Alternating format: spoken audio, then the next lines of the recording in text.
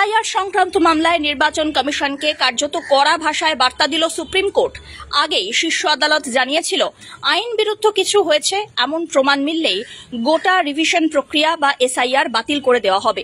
এই দিন যেন সেই কথারই প্রতিধ্বনি শোনা গেল আরও একবার।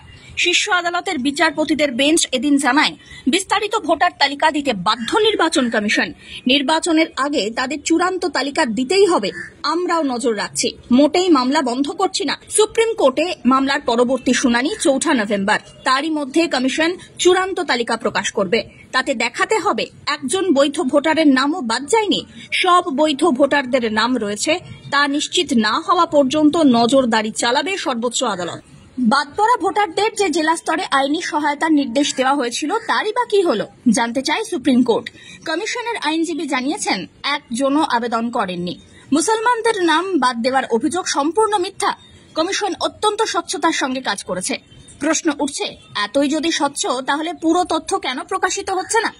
বিহারে এসআইআর এর পর বাদ পড়েছে প্রায় 68,66,000 নাম।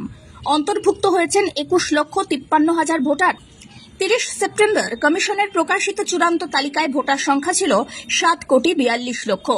বিহার বিধানসভায় 6 নভেম্বর প্রথম দফার ভোট। তার দুদিন আগে সুপ্রিম কোর্ট পরবর্তী শুনানির দিন ধার্য করায় এখনো রীতিমতো চাপে দেশের নির্বাচন কমিশন। Bureau report.